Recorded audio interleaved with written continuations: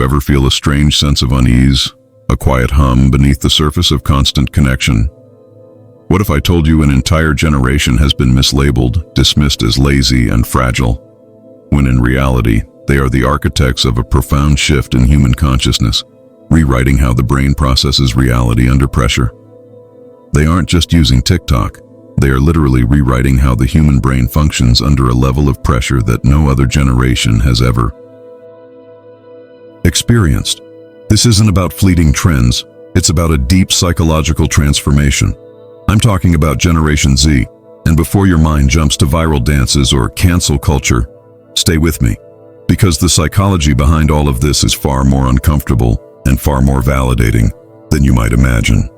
Gen Z is the first generation in history to have their formative years mediated 100% by algorithms. This isn't merely a social habit. It is a real-time neurobiological experiment unfolding before our very eyes. It's a silent revolution of the nervous system. If you often feel your mind operates differently, if you crave a deeper understanding of the psychological shifts that no one seems to explain, then consider subscribing to this channel. We delve deep into what truly matters about human behavior, connecting your internal world to the larger currents of our modern existence. Imagine for a moment growing up where your private self and your public self are indistinguishable since you were 10 years old. In psychology, we call this extreme reflective monitoring. You don't just live your life, you observe yourself living it, constantly evaluating how it might be edited, how it might be perceived by an unseen audience. This is an immense cognitive load, a constant self-surveillance that rewires the very architecture of your self-perception. Dr. Jean Twenge, a prominent researcher, points out that this generation is paradoxically the most connected, yet the loneliest. Why? The answer lies in our neurochemistry. Likes and shares, while providing a fleeting hit, don't release oxytocin, the hormone of genuine social bonding and deep connection. They primarily trigger dopamine, the hormone of seeking and reward. You are perpetually seeking, always scrolling for the next hit, but rarely finding true, sustained satisfaction. It's a treadmill of digital desire. Unlike millennials, who were largely blindsided by global crises, Gen Z was born into a world already engulfed in chaos. Climate change, economic instability, a global pandemic. These aren't distant threats. They are the backdrop of their entire existence. The psychological consequence? A sharp pragmatism interwoven with a pervasive, latent existential anxiety. It's what we call cruel optimism. You inherently understand the system is broken, perhaps beyond repair, yet you are compelled to perform within its confines just to survive. This explains why Gen Z prioritizes mental health in an almost radical way. It's not fragility. It's a necessary, deeply ingrained defense mechanism, a biological imperative to prevent total collapse of the nervous system under relentless pressure. Their awareness is a shield. And what about work?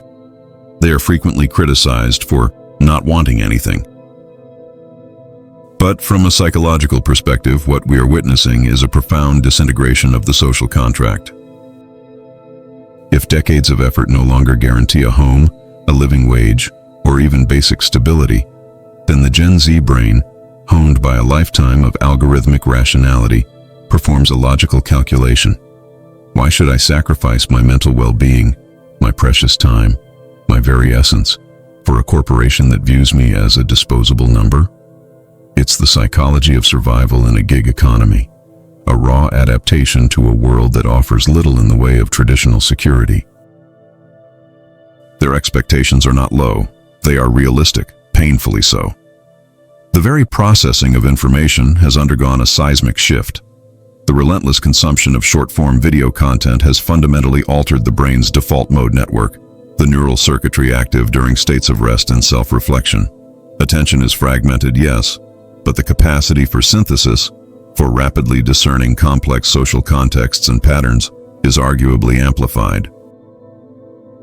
It's an evolutionary adaptation, but it comes with a significant cost, a profound difficulty in tolerating boredom, and, in the realm of psychology, Boredom is often the silent crucible of deep creativity, the fertile ground where introspection takes root and innovative ideas blossom. When you extinguish boredom with an endless scroll, you inadvertently extinguish a vital part of your own introspective capacity, dulling the very parts of your mind that crave stillness and profound thought. You deny yourself the space to simply be. Ultimately, Generation Z isn't an enigma to be solved. They are a mirror reflecting the intensified pressures and contradictions of our modern world. They are not simply rebelling. They are reacting in a perfectly logical, albeit often misunderstood way to an environment that is, by many measures, profoundly illogical. They are trading the curated perfection, often sought by millennials, for a raw, unfiltered authenticity, even if that authenticity sometimes brings discomfort or pain. There's a hopeful nihilism in their approach, a quiet understanding that the old ways are crumbling, and a resilient, if weary, determination to forge new paths, even if they don't yet know where those paths will lead. Their journey is a testament to the human nervous system's incredible capacity to adapt, even under unprecedented strain. If you resonated with this pervasive mental weariness, or with this deep, quiet search for something real, something authentic in a world of digital facades, then please leave a comment below. I want to know, do you feel like your mind is constantly in a standby mode, always waiting, always scanning? And speaking of behaviors that many people simply don't understand, you absolutely need to check out my latest video on the psychology of people who genuinely don't care about sports. It might seem like a simple preference, but what it reveals about your inherent need for group belonging, or lack thereof, might genuinely surprise you. Click here, and I'll see you there.